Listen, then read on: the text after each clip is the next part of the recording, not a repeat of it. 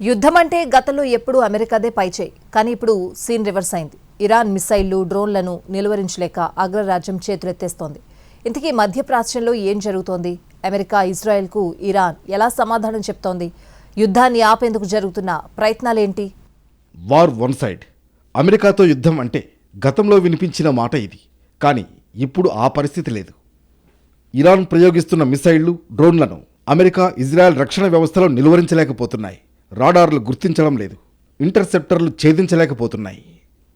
బహ్రెయిన్లోని America air బేస్పై Iran విరుచుకుపడింది. 3 మిసైళ్లు, 20 డ్రోన్లతో దాడులు చేసింది. గల్ఫ్ ప్రాంతంలో ఇతర అమెరికా స్థావరాలకు ఇది బ్యాకప్గా వ్యవహరిస్తుంది. ఇరాన్తో పాటు హర్ముజ్ జలసంధిలోని లక్ష్యాలను ఛేదించగల దూరంలో ఇది ఉంది. బహ్రెయిన్ ఎయిర్ బేస్లో 3800 మీటర్ల రన్వే ఉంది. అందువల్ల అమెరికాకు చెందిన ఎంత పెద్ద విమానమైనా దిగేందుకు ఇది అనువైనది.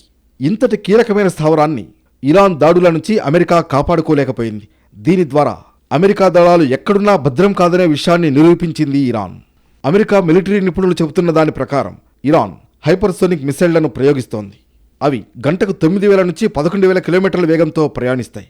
అంత వేగంగా ప్రయాణించే మిసైళ్లను అమెరికా ఇంటర్సెప్టర్లు అడ్డుకోలేవు. అలాగే ఇరాన్ కారుచౌక ప్లాస్టిక్ డ్రోన్లను ప్రయోగిస్తోంది. సైజులో కూడా అవి చాలా చిన్నవి. దీంతో అమెరికా రాడార్లు వాటిని ప్రమాదకరమైనవిగా భావించడం లేదు.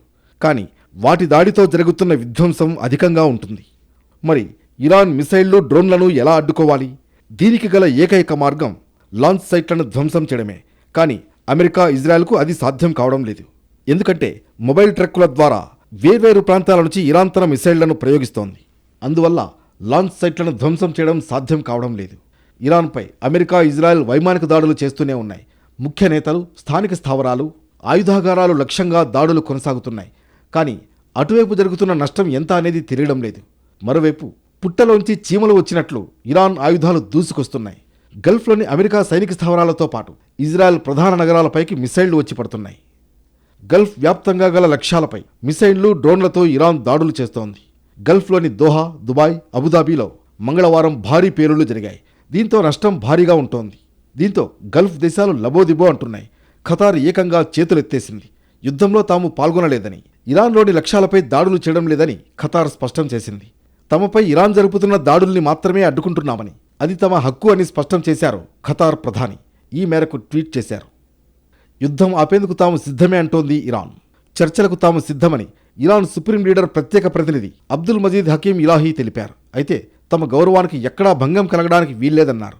తమ హక్కులు తప్ప ఇంకేమీ ఆశించడం లేదన్నారు ఆయన. తమను శాసిస్తామంటే మాత్రం సహించేది లేదన్నారు. తమపై మళ్లీ దాడులు జరగవనే భరోసా ఇవ్వాలన్నారు. అలాగే శాంతికి ప్రతిఫలంగా తమపై పూర్తిగా ఆంక్షలను ఎత్తివేయాలని షరతు విధించారు. వాళ్లు మాపై దాడులు చేస్తున్నారు, మా పౌరుల్ని చంపేస్తున్నారు, మేము మా ప్రాణాల్ని కాపాడుకోవడానికి పోరాడుతున్నాం అన్నారు ఇలాహీ. అమెరికా అబద్ధాలు చెప్పడం ఆపాలని, దాడులు ప్రారంభించింది వాళ్లే కనుక వాటిని ఆపాల్సింది కూడా వాళ్లే అన్నారు. అప్పుడు తాము కూడా ప్రతి దాడులు ఆపుతామని స్పష్టం చేశారు ఇరాన్ సుప్రీం లీడర్ ప్రత్యేక ప్రతినిధి ఇలాహీ. ఒమన్ ద్వారా తాము అమెరికాతో సంప్రదింపులు జరుపుతున్నట్లు తెలిపారు ఇలాహీ. ఇరాన్ తగ్గినా ట్రంప్ మాత్రం తగ్గడం లేదు. అమెరికా అధ్యక్షుడు డొనాల్డ్ ట్రంప్ ఇరాన్పై తాము పైచేయి సాధిస్తామంటున్నారు. ఈ మేరకు తన సోషల్ మీడియా హ్యాండ్లర్ ట్రూత్లో పోస్ట్ పెట్టారాయన. ఇరాన్ చర్చల కోసం దిగి వచ్చినా తాము అంగీకరించలేదని చెప్పుకొచ్చారు. ఇరాన్ మిలిటరీ నాయకత్వంతో పాటు ఆయుధ సామర్థ్యాలను పూర్తిగా నాశనం చేశామన్నారు. మధ్యప్రాచ్యంలో యుద్ధంపై గురువారం యూరోపియన్ యూనియన్, గల్ఫ్ దేశాలు చర్చించనున్నాయి. ఆయా దేశాల విదేశాంగ మంత్రులు వీడియో కాన్ఫరెన్స్ ద్వారా సమావేశం కానున్నారు.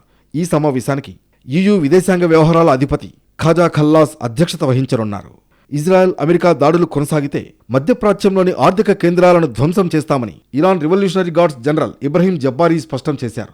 ఇప్పటికే హర్ముజ్ జలసంధిని మూసివేసిన విషయాన్ని గుర్తు చేశారు. ఫలితంగా ముడి చమురు ధర పెరిగిందన్నారు. 2024 జూలై తర్వాత బ్రెంట్ క్రూడ్ తొలిసారి $85 పైస్థాయికి చేరిందని గుర్తు చేశారు. మొత్తానికి అమెరికా, ఇజ్రాయెల్ చేసిన దాడిలో తమ సుప్రీం లీడర్ ఖమేనీ చనిపోవడాన్ని ఇరాన్ జీర్ణించుకోలేకపోతోంది. అమెరికా యుద్ధ నౌకలు, గల్ఫ్లోని అమెరికా సైనిక స్థావరాలతో పాటు సహకరిస్తున్న దేశాలు గల్ఫ్లోని అమెరికా దౌత్య కార్యాలయాలను టార్గెట్ చేసింది. దీంతో గల్ఫ్ మొత్తానికి యుద్ధం వ్యాపించింది. ఇరాన్ గతానికి భిన్నంగా వ్యవహరించడంతో గల్ఫ్ దేశాలు గజగజలాడుతున్నాయి. అంచనాలకు మించిన ప్రాణ, ఆస్తి నష్టం జరుగుతోంది. ఇంత జరిగినా ట్రంప్ పంతం వీడడం లేదు. ఇరాన్ కూడా తగ్గేది లేదంటోంది. దీంతో ఈ యుద్ధానికి ఎప్పుడు తెరపడుతుందో తెలియని పరిస్థితి నెలకొంది.